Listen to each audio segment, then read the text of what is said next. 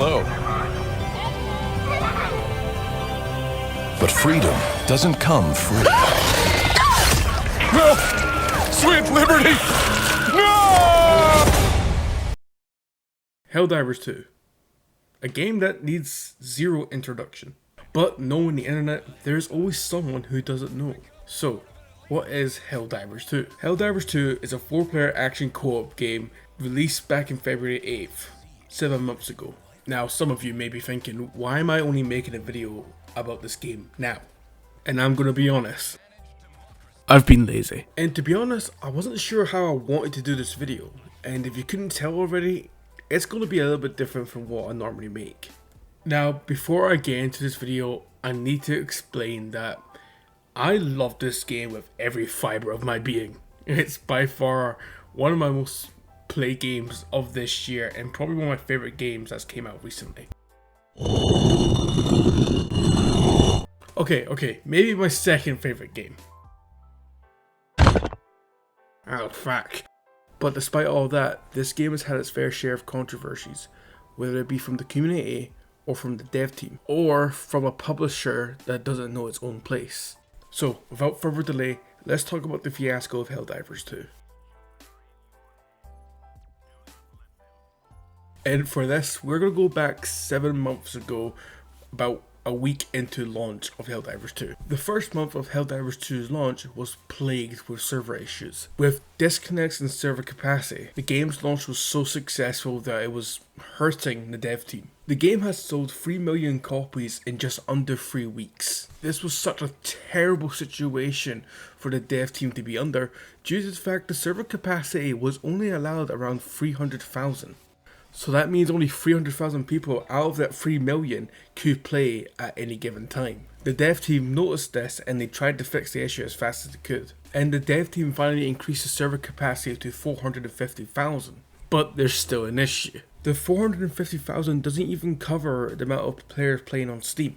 And the game was cross-play between PC and PlayStation.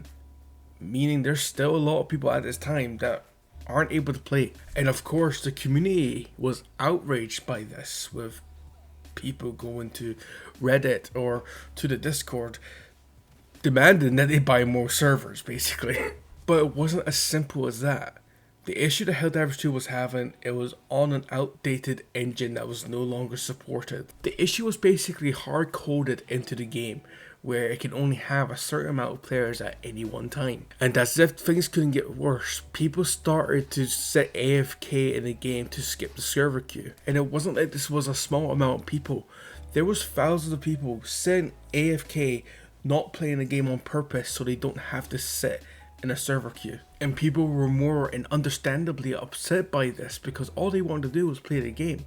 And they can't, because people are just sitting there doing nothing, just so they don't have to wait in a server queue next time they want to play. And when the dev team found out about this, they quickly added an AFK timer to discourage players from doing this.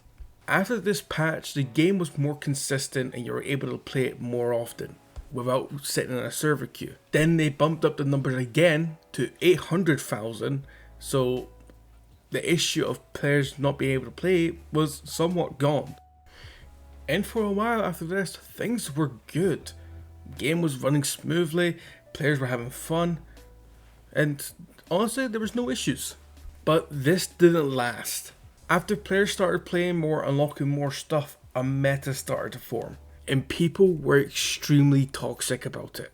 People like this lovely chap who would kick you if you weren't using exactly what he listed. And this was becoming more and more of an issue. People who just wanted to play the game and have fun, use what they want, were getting kicked because the host saw that they were using a gun that wasn't quote unquote meta. The dev team saw this and knew something had to be changed. And when they finally changed it, people were just not happy with this change. The railgun received 2 massive nerfs to it, and people were really not happy about this change, saying that it was the only weapon that can handle higher tier missions. It wasn't just the railgun, however. The breaker shotgun and the shield generator backpack both got nerfed as well. And to this day, I believe people overreacted about this nerf, acting like it was the only way you were able to play the game efficiently. It got to the point where people felt so disheartened about this patch that they started to leave bad reviews on Steam, all because their favorite weapon got nerfed. However, this was only the start of something really bizarre, which I'll get into later in the video. And after all of this, things started to quiet down. Things were running smoothly, people were using what they wanted to use in a game, and barely anyone got kicked because they weren't using the meta. The issue wasn't fully gone, however. Players would still get kicked from other toxic players for not using the best guns or the best stratagems, but the issue was a lot less prevalent. Every game has these types of players, you can't avoid it, it's just how it is. Then, the unthinkable happened. Sony, who is the publishers behind Helldivers 2, a company that just couldn't leave well enough alone. It was perfect, but no, you just had to blow it up. You and your pride and your ego. The issue is Sony tried to enforce mandatory account linking in order to play Helldivers 2. And a lot of people understandably didn't want to do that. Sony has a track record of being hacked and data breaches constantly happen. People just didn't feel safe linking their account to Sony, and people just outright just refused to link an account to a product that's on Steam. And rightfully so. However, it wasn't as simple as linking an account. There was a huge issue with Sony trying to make this mandatory. Making a PSN account isn't possible in a lot of countries, for it's not allowed in their country, and straight up you're just not able to unless you use a VPN. But Sony does have a rule that they will ask for ID at some point or while you make the account. So all these countries that have Helldivers 2 are about to lose access to this game, all because they can't make a PSN account that Sony is trying to make mandatory. This was going to become a huge legal issue due to the fact that Sony just sold millions of copies to a bunch of countries that don't have access to a PSN account, and they were about to take it away from them. It got to the point where Valve had to step in and basically refund anyone who requested it. Valve has never done anything like this before. The only thing that's remotely close to it is when Valve refunded anyone who bought the days before, a game that was basically a massive scam. After Valve did this, Sony decided to delist all the games that are made for PlayStation from Steam in any country that's not able to have a PSN account. A thing that was once optional. You were never required to make a PSN account for a lot of games you get on Steam, but now they've made it absolutely mandatory. So what did this mean for Helldivers 2? The game got review bombed to absolute hell. Many people were worried that they won't be able to play one of their favorite games. And the future of Helldivers 2 just seemed uncertain at this point. And yes, partial to blame is on Arrowhead for this, due to the fact they weren't clear enough on how this PSN thing was going to work. But again, there wasn't much they could do about it. It got to the point where one of the community managers started saying review bomb the game, encouraging players to dislike and express their outrage towards this change. But many people were already convinced that this was going to happen whether we liked it or not. However, shortly after all this happened, Sony backed down, saying that PSN linking would not be mandatory. And of course, Arrowhead and Helldivers community rejoice at this. But unfortunately, the community manager that was behind the initial response got fired. The community manager splits was well known at the time, and maybe not for all the right reasons. Known to be quite confrontational and somewhat rude to the members of the community. And I'm not trying to defend them. At the end of the day, the way they acted at times were unprofessional and really unfitting for someone who's meant to have the role of community manager. But in the end, they were the one who encouraged people to express their outrage towards this change, and subsequently he got fired for it. We are all passionate about something, and clearly Splits was very passionate about Helldivers. So Splits, if you're watching this, which I highly doubt, thank you for taking responsibility for your own actions, but a bigger thank you for basically saving the game. This change might have gone through if you didn't express your own distaste for it. and encouraging other people to express their own feelings about it as well. But despite Sony's change of heart, the damage was already done. Thousands of countries from all around the world lost access to Helldivers 2 due to the delist of Helldivers 2 on Steam. If you didn't refund the game and you're in a country that doesn't have a PSN account, you can still play the game and receive updates and such. However, if you ever refunded it, you're not able to play it anymore. You cannot buy it on Steam. And despite this being 4 months ago, the game is still delisted from a lot of countries. This just feels like Sony's way of saying fuck you to anyone who refunded the game. A part of me hopes that the game will get relisted back in those countries. However, it's been so long now that I don't think it's going to happen. And a lot of you are probably thinking, what was the point in linking a PSN account to Helldivers 2? Sony's reasoning was it was trying to stop cheaters in the game. However, a lot of people speculated that it was purely just a publicity stunt to show that they have more active users on PSN. Because let's be honest, linking a PSN account is not going to stop hackers. It won't. And honestly, you would think, Sony backing down on this decision would be great news for everyone. Even more players can play their favorite game. But for some reason, PlayStation fanboys were not having it at all. If you by chance went on Twitter, known as X these days, during this time frame, you'd have a lot of salty PlayStation boys saying that they're so disappointed in Sony and saying they shouldn't have backed down from the PC gamers. It really goes to show you, no matter how bad a company is, you'll always get the corporate bootlickers. Now, in saying all that, Helldivers 2 is in a very strange place at the moment. Ever since the PSN incident, the number of players playing have just gone down. Now, this could be for a multitude of reasons. It could be down the game is just not as fun as anymore. People are just getting bored. It could be the PSN thing that I've mentioned.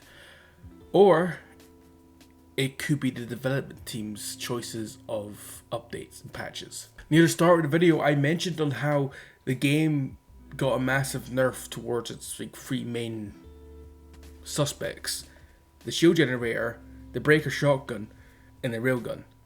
And I mentioned how things got really bizarre. And at the time, and I still agree to it to this point, that the nerf was needed for variety's sake. But it seemed that Arrowhead did a lot more nerfing than was really needed. So many guns and so many stratagems got unneeded nerfs that really didn't need to happen. There were still buffs that was given, however they were few and far in between. And I'm willing to forgive all that until the Escalation of Freedom update came out. The Escalation of Freedom patch was the first major content update to the game. It brought a variety of new enemies and new missions, and a brand new difficulty being Super Helldiver. But there's an issue. With the new enemies and the new difficulty, it felt like the game was designed at that point pre-weapon nerfs. And I know a lot of people will agree with me that the 2 most annoying enemies to deal with this update was the Rocket Strider and the Impaler.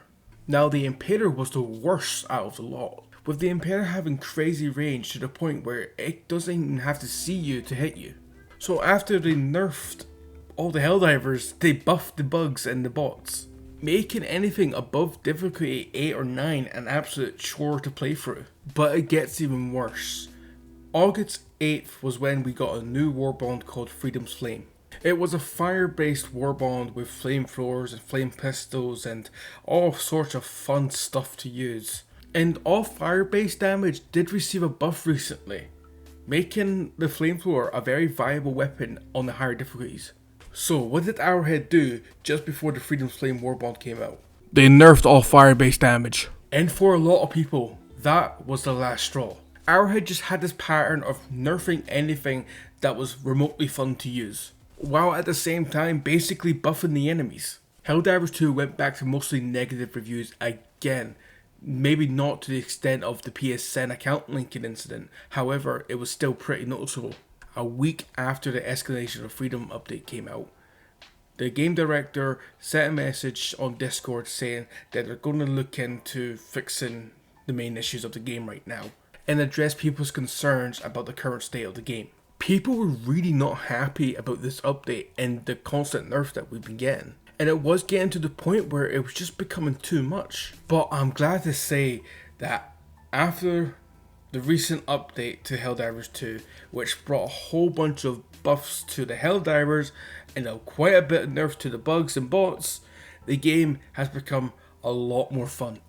I think right now the game's in a great place in terms of balancing and such. It feels how it's meant to feel. And I'm hoping Arrowhead knows this as well. The game has become a lot more enjoyable for players, and a lot more people have come back to it, enjoying the game again. And the player count has gone back up. Before the update, it was only at 16,000. With the update that came out, it's back up to 60,000. Now I know that doesn't compare to when the game first launched with 450,000 players trying to play, but it's an improvement. I only wish to see this game get better and improve.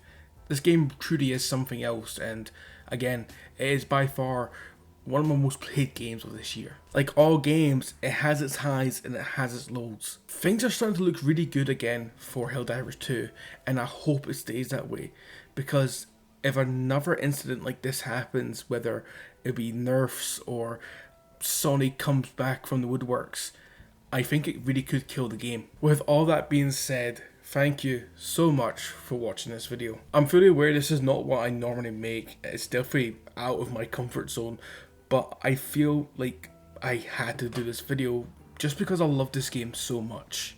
And this is a promise. Videos will be coming out more often now.